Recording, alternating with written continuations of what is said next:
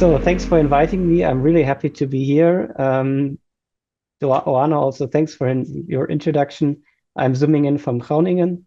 Without too much of an introduction, today I will jump into my question of spatial planning between growth bias and post-growth futures, a topic that I've been concerned with since 8 years now already, almost 8 years, which will broaden up a bit or move this up a different angle, I think. But I'm really concerned with with space and the ways how we plan for space. So I'm a spatial planner by education, and all my degrees from TU Dortmund University in Germany first, and then here in Groningen, the Netherlands, since late 2019. So already quite some years. Space means the way how we use urban space today often connects to planning, to spatial planning. That will be my focus.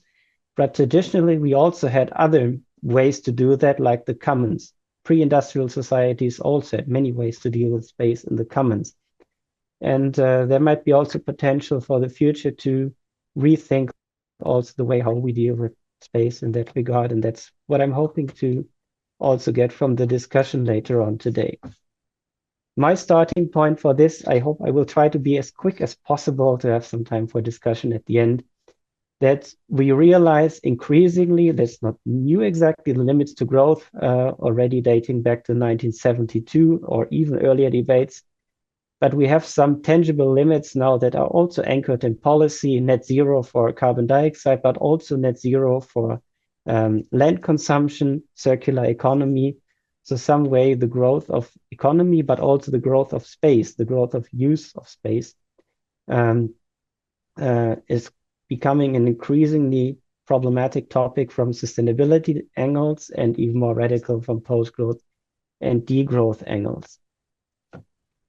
So I will, in the coming 20 minutes, jump briefly into the history of spatial planning as a discipline, some major tensions today, and some potential of post-growth for a future that I see there, and then hope to invite for some reflection afterwards. First statement, growth has been fundamental to spatial planning. You see Star Wars in here, so I'm not judging by that, but to the good and to the bad, to the evil and to the savior side, growth is inherently connected to the way how we do spatial planning.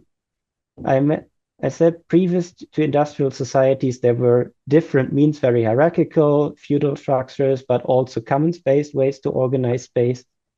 But then industrialization happened. I don't go into more details here, but then planning had a lot to do to deal with or to cope with growth in the first instance before the 1920s, to deal with hygiene, public health, hard infrastructures, transport, water, sewage. So really dealing with the industrial growth that happened. And then over history of spatial planning and urban questions, we saw an increasing engagement of states in social infrastructures, in housing, also in reconstruction after wars, and then moving towards hitting some first thoughts about the limits to growth, the report to the Club of Rome 1972. But interestingly enough, the future then moved even more to fostering growth afterwards. I think many of us know the idea of cities as centers of growth and innovation, as nodes in the global economy, as the places where knowledge gets created, not knowledge for the sake of knowledge or of human development, but especially the growth of the economy, growth of the gross domestic product, the GDP in particular. And where I'm anchoring my thoughts is then more the question, okay, but as we are there now and we have lots of criticism of neoliberalism, of hyper-acceleration at societal level, but also visible in our individual agendas. If we look that the number of meetings gets higher, the meetings are getting shorter per meeting, that happens at individual and societal level.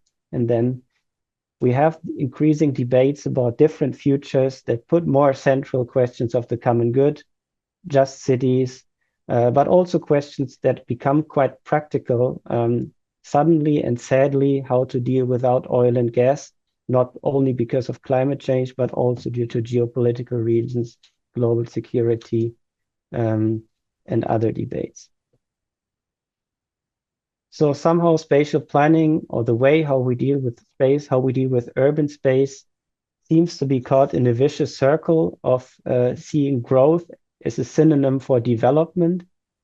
Whereas I'm speaking here from the perspective of the Netherlands, Central Europe, so there is not a lack of material resources as such, but the debates are shifting towards questions of displacement, questions of inclusion, questions of polarization, questions of right-wing populism that cannot be solved by growth per se, but that have more to do with the ways how we deal with resources in inclusive ways, how people make decisions, and also how certain wealth is distributed or redistributed in a way. At that point, it needs all of us because we are jumping into a field where at least a year ago, artificial intelligence was not yet able to give any answer. Because basically artificial intelligence in January 2023 here has confirmed that spatial planning in texts is basically associated with growth. So a year ago, there was not enough data available yet for artificial intelligence to generate ideas to move beyond growth. So that's, again, an invitation to think along and to also value all what we have as a common basis as humans to think along, and then also to be part of a positive transformation, let's say. Because as a statement, I would say major tensions today are produced or at least accelerated by growth. So tensions that we discuss in society, in sustainability, and also around terms like justice. Because actually, what is summarized by Jason Hickel, also one of the key writers around the post-growth domains, that economic growth has resulted in a twin crisis of climate change, environmental breakdown, the crisis that we know from climate change debate, COP meetings, international agreements, and so forth. But this also goes in line with poverty, a third crisis. So poverty that goes in line with such crisis that is not only related to countries in the global south, but increasingly also to countries in Europe, to the United Kingdom, to the United States, so that poverty is not related to certain parts of the world, but pockets of poverty happen increasingly to be around in all our cities and spaces. And the tension that arises then is, how do we deal with that? Do we deal with more first? So how much more is actually acceptable if it's better? In terms of mobility and technology, for example, can we solve our sustainability tensions by moving all into electric cars? So that's a typical green growth story. So we move all cars to electric, and then we will be able to continue selling cars. You recognize I'm German, so I'm talking always about car-based examples. But if all cars become electric, we will not solve the spatial problems of where to put them, where to move them, but also questions of that in a car, you don't get in contact with neighbors. It's very unlikely that you start a common-based initiative if you are isolated in your car going from A to B. So you need contact with others, so both in terms of the environment, but also in social terms. There's a good deal of grounding to say we need to think differently and not just thinking about more and just changing the technology. Similar story with housing. So there is a severe housing shortage, housing crisis, however it's termed, in several European countries at least. On the other side, per person, we never had more square meters of living space available. So each of us today has 3 to 4 times as much living space as we had 50 years back, on average. While still many people, many families don't even have a room per person. So there are major struggles in that regard that we cannot fully address if we make every new housing development better, or if we say we provide more housing as such, and then all problems will be solved. But the question runs deeper to that, to how do we actually ensure that everyone gets also the decent place to live, the room that you can close. So both a closed private environment that is a bit smaller than what we used to build now, but then even more also decent public spaces, decent spaces to meet and to also exchange. Because so far, society and basically each of us remains caught in what the post-growth debate criticizes as Jevons paradox, or also rebound effect. So with every increase in efficiency, we still increase overall consumption. So cars get more efficient, but for cars, again, the example, cars got bigger and more efficient. So overall, not much changes. Fridges get more efficient, but you keep the new one gets larger and the old one is put to another room for keeping beverages cool for the next party. So then overall consumption relatively similar or even worse, and even more material use because the cars get larger, the fridges get more maybe. And that is equally visible in spatial planning, that many solutions that are currently discussed actually deal with an unquestioned more in the first place. So we need more of something in order to then do something else. We need more of this development first in order to become climate neutral, for example. In order to become climate neutral, we now only need to build this new settlement. We now only need to invest with these resources. But the question then is, first, if we invest now, society does not stop developing, so it's different to an investment in economy. So we need to find a way to deal with ongoing changes and not put an investment logic on society. And the more first has a lot of side effects. More smart technology means lots of resources that need to come from somewhere right now that has both a local dimension in terms of production, but also much global dimension in terms of geopolitics, and also increasingly conflicts about what to use land for energy, for housing, for agriculture, for biodiversity. And there are ways to combine several things together, but not all of that. And that relates to the way how we deal with land, the space that we have available, and also how we organize that. Organized based on economic gains, GDP growth, organized based on commons, maybe a common ownership, and then finding common rules to organize that. And on the right side, you see a picture what AI translated basically as the growth bias in spatial planning a year ago. And it actually summarizes several messages that I want to highlight. That is, first of all, the growth bias relates a lot to building first, instead of organizing, instead of doing, instead of reusing. You see a lot of buildings. You see some green. So green is certainly added. You see some, I don't know, underground networks. So infrastructure might also be relevant. And you also see at a meta level, this planner is obviously some kind of a white male Western guy, which is also the usual bias that we hold throughout all our high-ranking and most relevant literature and thoughts. But there are also emerging alternatives that actually spatialize, and I think one of these or more of these will be part of the second talk today.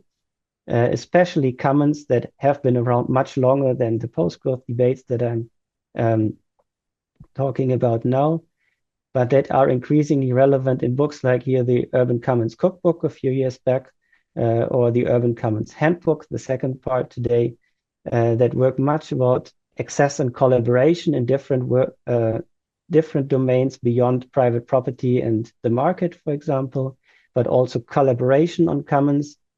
And that's what I find very crucial, especially this year and beyond. Work are also around ideas of democratic management, democracy, and ecological limits. So the ways to also deal in democratic ways with common pool resources, so resources that as soon as we extract something, we diminish also the supply. So we can only use one piece of land once. We might staple up certain things, but it's in essence, a part that is an industrial factory cannot be housing at the same time and cannot be a nature reserve. So as soon as we make the one decision, we exclude the other. And I trust post-growth offers valuable lessons for the future to take away from there. One thing is, after the financial crisis, 2008, we had quite a huge uprise of ideas in the economy to redefine sustainability with a social baseline and environmental ceiling, like the donut economy. You also see a donut here on the upper right part of the slide. So a donut economy that works with a social foundation and an ecological ceiling. So it's not only that we have to keep an ecological ceiling, that we cannot exceed certain boundaries of carbon dioxide emissions, the 1.5 degree target for climate change, but we also need to reach a social foundation. So both a minimum that we need for a decent life and a maximum that we are able to responsibly consume without diminishing the needs, but also the freedom of future generations. The freedom of future generations even strengthened by not less than the Constitutional Court, for example, in Germany just 2 years ago. Models to focus on social aspects of that, to frame the economy, to support human well-being, but also extensions to include personal spiritual development, transition town movement, local self-autonomous communities are quite around for a time. And we see that inequality and justice becomes quite central in also urban development policy, like at the European level, the new Leipzig Charter of 2020 was around the common good and just cities, more so than about cities as the growth nodes for the economy. So all these are searches for the putting the economy below human well-being and putting the economy to a purpose of serving quality of life, serving human well-being, without saying the economy itself, growing the economy is something that we need to achieve as such. And all these perspectives also relate to sustainability in a way that it's impossible to achieve sustainability, environmental, if we don't engage also with the social justice domains. Quite practically, this also relates to statements like if only the top 1% of the population in terms of wealth reduce their emissions, that's as much as the whole continent, as a whole continent. So also questions of not only reducing the sum, but thinking through also where and how to reduce, to remain with the social baseline or reach that where it has not yet been reached. And with such thoughts, I think why I'm here today is that my not only my, but a smaller group of mostly younger academics, researchers, PhDs, just starting practitioners, had a meeting 8 years ago and thought, what about post-growth and planning? No one had an idea. No one outside of this circle thought that it's valuable to have an idea about that, because the usual question you get, but how do you connect to existing debates with that? If you don't connect to existing debates, then the debate is immediately stopped, obviously, for any professional review. But we continued with some social media formats and online engagement and sneaking into conferences that we visited anyway to basically develop the ideas around post-growth planning, or the German term first Postwachstumsplanung, to then find a way to have a debate running that connects post-growth into spatial planning, into the way how we deal with space. And there is quite a diversity of reactions, also of debates emerging about different ways to inspire potential tomorrows. But what you will find throughout the whole debate is quite an internal diversity that we have recognized in terms of radicality. How radical can planning be? Is this more about the system or more about what you do basically today? Is this something for planning at all, or something more for the economy, for politics, the agency question? and also responsibility. So even if it's something for planning, should we take it up, or should political leaders do that, political parties? And post-growth also relates to quite different influential concepts from the outside. So there's some minor different connections also to the commons emerging, but then the large one to the economy, but also a few to psychology, to sociology. So psychology also quite interesting, why it's so difficult also for us as individuals to think about organizing a limited space without growth. And this engagement is increasingly moving globally, or especially in the most of the journals are still European, Anglo-American, unfortunately. So at least as what can be seen there, this engagement is moving towards planning institutions as well, and towards becoming an urban agenda that seeks for new modes also to deal with space, to organize spaces, and also to manage these spaces.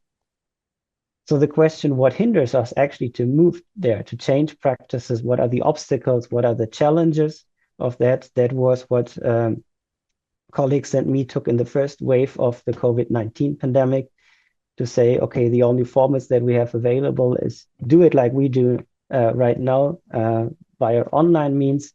So we started a podcast series 4 years back, interviewing key thinkers around the domain of spatial planning and post-growth, including closest to the commons here would actually be Stephen Lighthizer, upper right corner here. So these episodes are all online as a podcast. So for the future, is this actually a revolution or a transformation? Hard to say. In the end, it relates to quite fundamental changes. But overall, there are two streams at least visible in the discussions. One is focus on the practices first, so more hacking the planning system. So embed post-growth in the existing governance and planning systems. For example, think of what are pockets where commoning could become possible, pockets that work with a different logic to then scale up, scale beyond, horizontally, vertically, or do we more talk about changing the system first? For example, using commons as a radical alternative to envision property relations, property systems at large. That means then also reinventing the planning system basically as a whole, or from lived alternatives, bottom-up practices. And both somehow merge in their view towards a different future that is envisioned and that holds these perspectives together. And I would add the future is also understanding our own perceptions in that. As a planner, it was quite surprising to me to find that the majority of planners was actually saying there is no role for us because planning is neutral. And I would say it makes a difference whoever plans as a person, including the desires, emotions, perceptions that we hold as humans. And that is why I think it is also crucial to keep an eye on that, both positive for a positive future vision, but also to keep an eye on if other tendencies happen around us, to then know what is also a desirable future that we want and need to steer to. Because in my view, that is the very end already. Post-growth planning includes us both as a subject and as an object. So planning, changing objects, cities, regions, but also subjects. This also means changing the way how we do it ourselves. So it's not that any planner or any human is better than anyone else, but it's a constant two-sided transformation that includes the practical options of acting and the roles of being, to then finally find a mode of planning that works on change. So that does not say everything is static. Our spatial environments are never static, but that does not need economic growth, that does not foster economic growth, and that does not foster competition, for example, among small municipalities for the same things, but that fosters more the common resource bases, the common positive future that we want to achieve. So that's it from my side in 20 minutes with a rough jump into post-growth and planning.